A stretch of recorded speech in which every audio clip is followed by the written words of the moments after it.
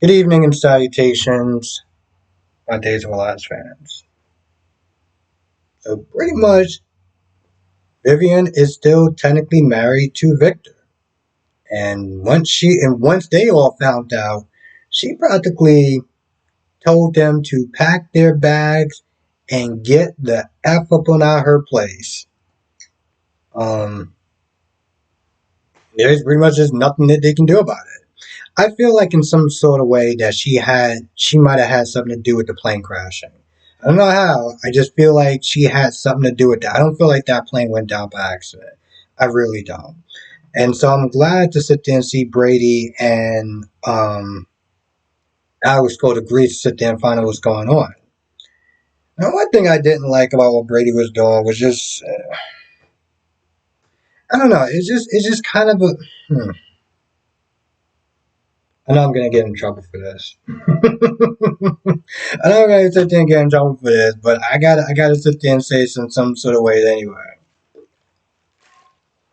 Whether he was gossiping about Teresa, oh, do you know Teresa did this and Teresa did that and Teresa, I was like, first of all, Alice could sit there and find us this information herself. Okay, that's like the reverse version of cock blocking at this point. Like, bro, you don't want to be with her, fine. He knows that she's trouble, cool. You know, you sit there and give her a whole dossier on what she's doing. That's something that I feel like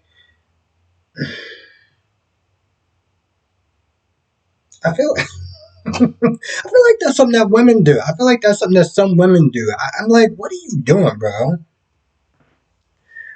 You know, I understand where Sarah's coming from. It kind of annoyed me a couple of times when she felt like she was going to sit there and tell him the truth, but then she just kept holding back, and she was going to tell him the truth, and she kept holding back. And I'm like, bro, either sit there and tell him, or just stop. Like, this is so annoying at this point. Like I said, I get where she's coming from because Xander is the type of person that if he gets desperate enough, he gets angry enough, he felt like he lost enough, he's going to go right back to type and just does some effed up ish. So I get where Sarah's coming from. But at the same time, I'm like, sis, you know exactly who he was. Okay, you know who he was, and the fact that you felt that naive enough to think that he changed because of you, he changed because of loving you. Like, really? You're a doctor. I would sit there and think that you're smart enough to understand that you can't change for someone else. You got to change for yourself. Otherwise, it's just not going to stick. But apparently not. Here we are. Here we are. Um, I do feel like Xander was getting a little bit too close to a child that, as of right now, that he knows isn't his. Is not his child. And I'm just like, bro, you getting a little bit too close. Like, you want to sit there and take the baby into the nursery and then go back and get, like, you're doing too much, bro. You're doing too much. I get that he wants, maybe he feels guilty about, what he did to Sarah before, and, he was worried that he lost her, but I'm like, you're doing too much. Like, your girl is literally right there. And you're doing all this, you're being all extra for your ex. You're doing too much. Now, Sarah did sit there and say to Rex, because Rex was like, you sure you want to do this? And Sarah was like, oh, yes, because um, I wouldn't want to tear you away from this child, like, um, like how a child was teared away from him. Crystal's daughter, Rachel, was tore away from her. She's like, I don't want to sit there and do it to you. And I'm like, but eventually, you are going to do that to her. Now, I don't feel that bad for Rex because he is knowing exactly what he's getting into, and I feel like that's a promise that Sarah can't make, and he knows that as an adult. Okay, but I'm just like, you're sitting there telling him, "Oh, I'm not gonna rip that daughter away from you." You may not have a choice. That's not his child.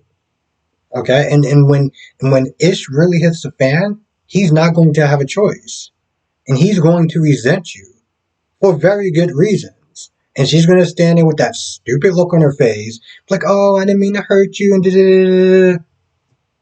Sister, no one trying to hear all that. No one is not trying to hear all that.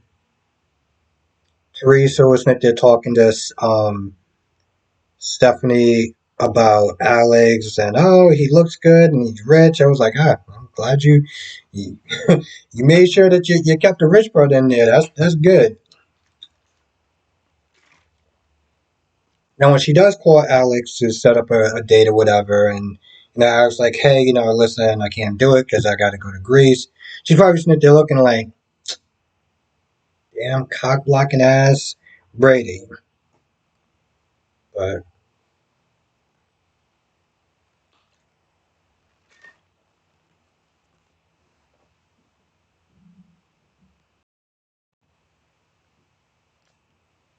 I feel like that's about it for the most part. I took half notes. Um, I didn't think I was going to do a review on it, but I felt like it was good enough, and I still had time to put in some notes. So I was like, I'll sit there and talk about it. At least the stuff I could sit there and remember. But I enjoyed this episode. I did. So, well, you go. If you can share this video, that really will help. I want to sit there and start doing more of these reviews, more of these reviews on Days of Our Lives, because you haven't noticed, I generally do love this show. And there's been times where I felt like some of the episodes on here was better than episodes on GH.